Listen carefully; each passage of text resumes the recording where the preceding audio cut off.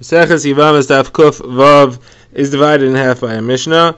It contains two sugyas and takes us to the end of the 12th parak of the Masechta. The first half of the daf is discussing what happens when a woman falls to Yibum in front of somebody who is not appropriate.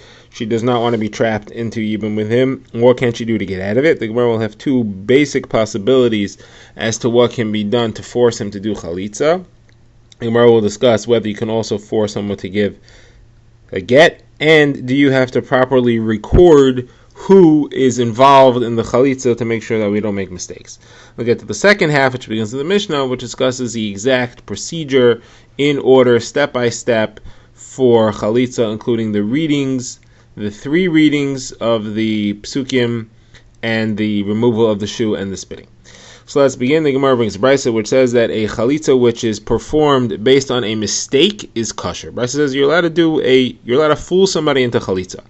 What does this mean? What does it mean? You can fool someone into chalitza. What are you allowed to do? So the Machakas Reish Lakish and Rav Yochanan. Reish Lakish says you're allowed to tell the guy, do this action. You think it's going to be a yibum. You're actually going to be married to the woman, and really it's a chalitza, and end up being freed and aser to the woman. That's okay. Then that's a way by which you can trick a guy into doing chalitza. Rav Yochanan says that's impossible. They have to have kavana. Rav Yochanan says, I've said clearly, I've brought a brisa that says that if either one of them, the yavam or the yavama, doesn't have kavana, that this is a chalitza, and understanding what is going to happen as a result, then the chalitza is no good. It's puzzle. So that can't be the pshat on the brisa. What is the pshat on the brisa? You're allowed to promise the guy a reward for doing chalitza. You could promise him, do chalitza, and the woman's going to give you 200 zuz. That's a chalitza on a condition. He's doing chalitza on condition that he's going to receive 200 zuz. Then the chalitza is kosher, even if it's fooling him, and he never gets a 200 zuz. Now Rashi explains that there are rules to a tanai. The rules are that they have to follow the tanai of Bnei Gad and Bnei Reuven, which are made in Chumash. One of the rules is that you can only make a tanai on something which could be fulfilled through a shliach. Chalitza has to be done in person. You cannot make a shliach to do chalitza, and therefore tanai doesn't help. Since tanai doesn't help, if you make a tanai, it's meaningless, and the chalitza is valid even though the tanai is not fulfilled. That's Rav Yochanan's understanding of what it means by fooling somebody to do chalitza. Says the Gemara, we actually have a brisa that supports this. It says chalitza which is mistaken, which is fooling, is kosher. What's the example of that? You tell the guy do chalitza and she's going to give you 200 zuz, and they never give you those 200 zuz. Now, the brisa brings an incident that happened. It says there was a woman who fell in front of a yavam who was no good. He was not befitting for her. The Beis Din told him to do chalitza, she's going to give you 200 zuz, and she never gave him the 200 zuz, of course, and the story came in front of Rav Chia, and he was machshir. He says that it is kosher. Now the Gemara brings 2 additional stories about such fooled yavams. So the Gemara has one story where a woman came to Rav Chia bar Abba, and she wanted chalitza, and he told her stand up so that you could have she was falling to Yibum. She didn't say what she wanted, and he said stand up so that you could do Yibum. Shonim discussed why she had to stand. She said, I'm better off seated, meaning to say, I don't want to do Yibum with this guy, this is going to be a problem. He said to her, do you know him? You know there's a problem here? She said, yes, I know, and I know that he just wants my money. He doesn't really want to have a relationship with me, he just wants to marry me so that he could use up whatever possessions I have. So, he understood, and he said to the guy, do chalitza, and that will make you marry him. That will make you married to her. Meaning he did Reish Lakish's version, that this chalitza will actually be a yibum. So he did it, he went through with it, and then he said, listen, the chalitza you just did is a chalitza psula, so you're not married to her. However, she is now aser to you. Chalitza psula does make the yavam aser to do yibum on this yavama. So therefore, you can no longer do anything. The only thing that happens now is that she's also to everyone else. So do chesed, since you can't marry her anyway, and do another chalitza, and this time do it right, with the understanding that this is going to free her. Next, the Gemara says it was the sister-in-law of Rav Papa, who fell to Yibam in front of a Yavam who was not befitting. So she came to Abaye, she wanted out. So Abaye said to the Yavam, do chalitza, and this is going to free you. You'll be married to her through this chalitza. It's going to be a yibum. So Rav Papa said, aren't you aware that Rav Yochanan says that that's no good? So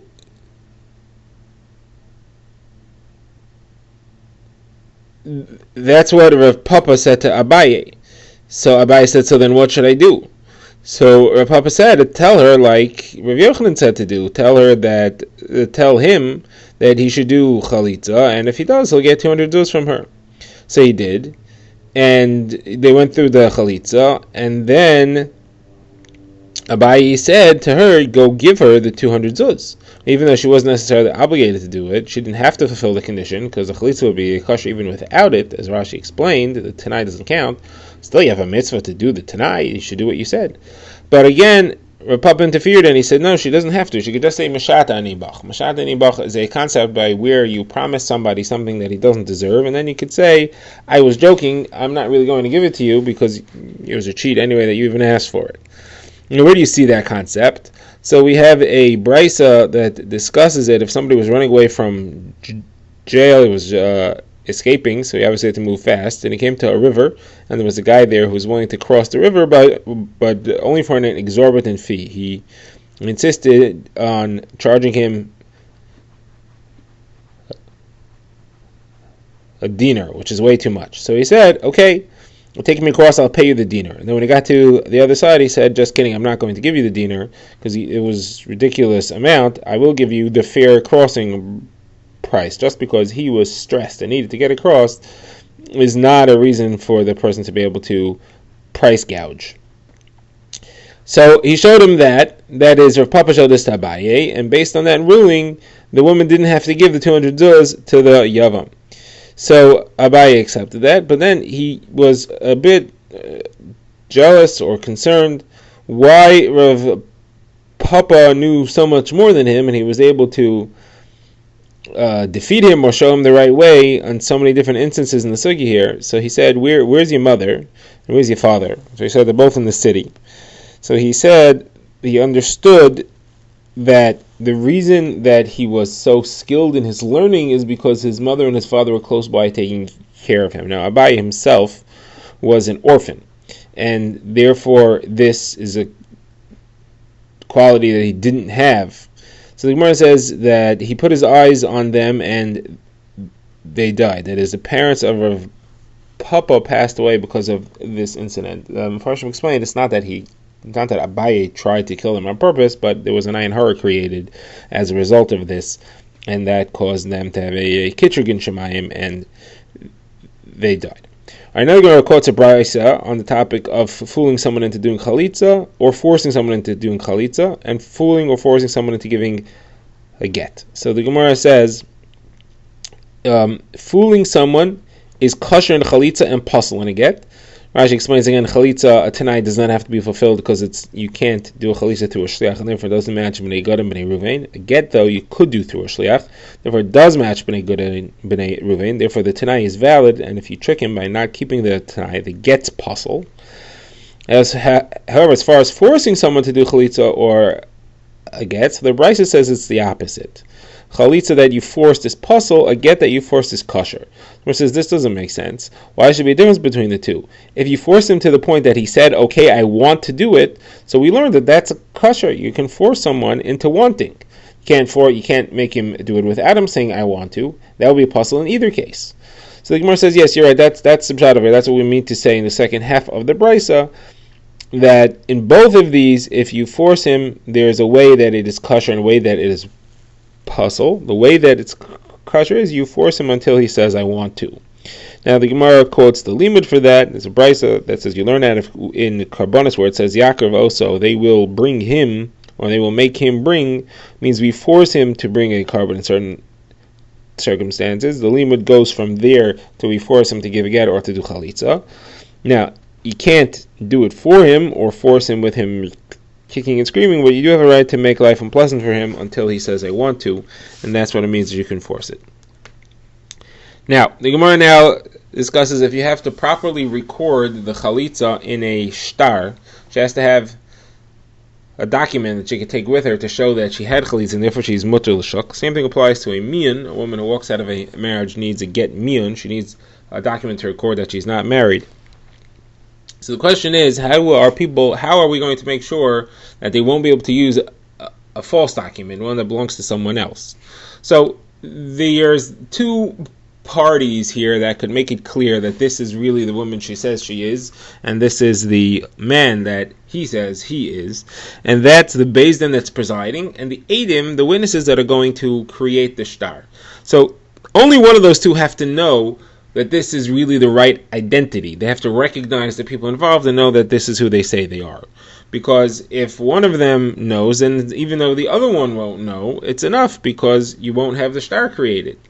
So there's a machlokes Amaram, who's the one that has to know? So Rav quotes Rav Schar in the name of Rav Huna, who says that the Beis Din don't have to know. The Beis Din could just go ahead and preside over the chalitza without knowing that their identities are correct.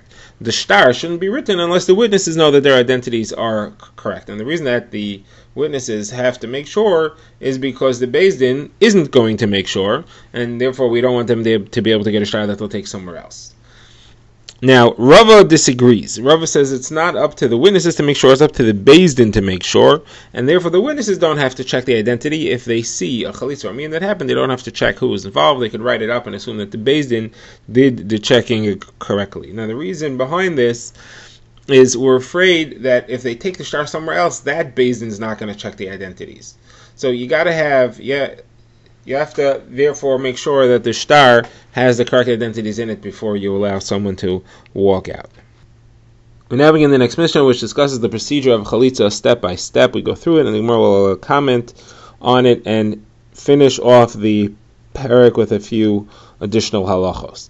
So the Mishnah describes how chalitza worked. You have two people, Yevam and Yevama. They come to the Beis Din, and the Beis Din gives them good advice. If it's a fitting marriage, they say you can go through it if you like. If it's not fitting, they say don't get yourself into a situation that's not going to be pleasant for either of you.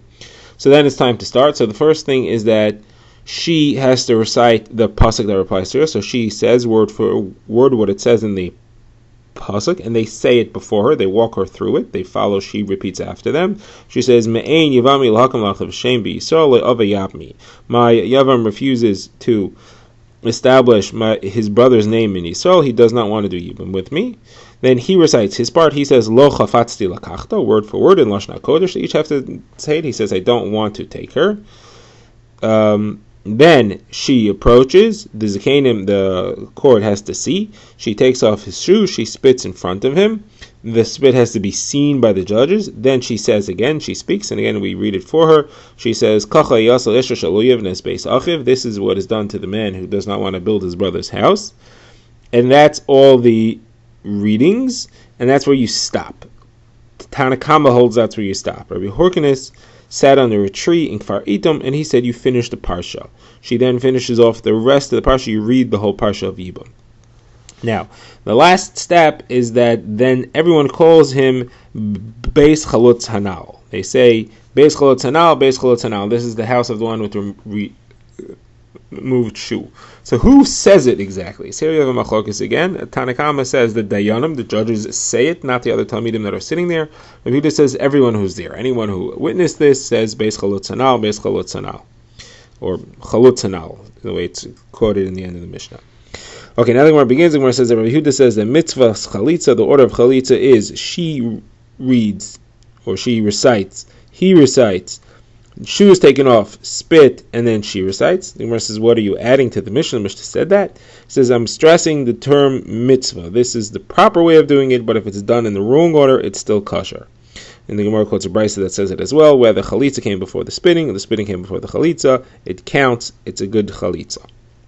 All right, now the Gemara discusses when they're going to prompt her and him, they have to be careful not to put there's a machlokes whether or not they have to be careful not to stop between the wrong words. So when she says, Lo ava yabmi, you have to be careful not to stop between the lo and the rest of it. Because if she says, Lo, no, ava yabmi, then that sounds like, no, he doesn't want to do chalitza. He wants to take me for a yibam. That's the wrong implication. There you have to do it all at once. Lo ava yabmi. They shouldn't stop between there. Now, when he says, lo chafatzi lekachta, the same thing applies. It shouldn't be lo chafatzi lekachta. They should just have him say it straight in one breath, lo chafatzi lekachta, I don't want to take her. That's a bias shita. Rav says, not a problem. People understand. He's saying, lo chafatzi lekachta, lo ava yabmi. And it's just stopping in the middle of a sentence. It's not an issue. So the Gemara says that It was an incident that happened. Rav Ashi found Rav Kahana who was doing a chalitza, and he was taking pains, even though he was short of breath, he was taking pains to do lo avayapmi in one breath. So Gemara said, he said to him, what are you struggling so hard for? Don't you hold like Rava, who says that lo avayapmi doesn't have to be said in one breath. It's fine, people understand, you're just stopping in the middle of a sentence. So Rav Ashi said to him, no, Rava only argues on lo chafatzi lekachta. He doesn't argue on lo avayapmi. He agrees lo avayapmi has to be said in one breath. And the reason is because lo avayapmi is in the middle of a sentence. The pasuk is me'ein Yevamos Daf Shem b'Yisrael lo avayapmi. If it would stop by the lo, after the lo, it would be going back on what she said before. It would sound like me'ein Yevamos Daf Shem b'Yisrael lo. Does my Yavam not want to build a name in Yisrael? No. Avayapmi. He wants to do Yibam. That would be wrong implication, and Rava agrees to that. The only cases he argues is on lo chafatzi lekachta because nothing comes before that. So you couldn't apply the lo to what came before. There is nothing before. Just a random lo and then chafatzi lekachta. What does that mean? Doesn't make sense. So that there, Rava says you don't have to worry about the hefsek. But that's why he was working hard on making sure to get lo avayapmi in one breath. Okay. Now, when you write over the get, the shtar that records the chalitza, so it describes the procedure and it says that everything was performed. So how do you write the pasuk in that shtar? You don't really want to write psukim in shtar. If you write 4 words, it counts as a parsha, and you're not supposed to write a parsha without sirtut, without lines. So Gemara says, Abaye said you have to write less than 4 words. So you write as follows. You write, and we read the pasuk, starting from me'ein Yevami until avayapmi. That way you don't have any 4 words in a row. For him, you write, you read it from lo until lakachta. It's only 3 words, but from lo until lakachta. Now, then we said to him, from kacha until chalutz hanal. So the Gemara says that's Abaye's approach. You avoid having 4 words in a row, and you avoid the requirement of having lines, of having sirtut. Marzosh had a different approach. He wrote it out, and he made sirtut. No problem. So Gemara says, Mar Bar Idi asked, how could he do that? You're not allowed to write a parsha that's not part of the sefer. You're not allowed to write a piece of a sefer. Gemara says, no, the halacha is not that way. The halacha is like Marzutra. You can do it with sirtut. That's the right way to do it. And there's no issur of writing a piece of a sefer if you're not intending to use it as a sefer. You can't write a piece of a sefer, missing part of the sefer, and you're going to give it to people to study from, because people will think that's the whole sefer. Here it's clearly just telling over what happened. There's no issue of writing a piece of a sefer. Okay, now the Gemara continues. The Gemara says when the spitting happens, it has to go in front of him. It has to pass in front of him. So if one of them if the spit got carried away by the wind, depending on their heights, it might potentially be a problem. If he was taller than her, as soon as she spits, it's already in front of him. If she's taller than him, it's got to drop to his height level first before it gets blown away. Otherwise, it's a problem because she never spit in front of him. The spittle never passed in front of him. Now, the spit has to be natural. It can't be brought on by something she chewed. Rava says if she chewed a garlic or a lump of clay and then she spit that out, or that caused her to salivate and spit, that's no good. It's got to be spit that comes from itself. Now, Rava says the judges have to see the actual spit because it says la'ene hazakanim v'yarka. So it's got to be that they see it. And the last thing is we saw in the Mishnah said that we call him beis chalutz hanal.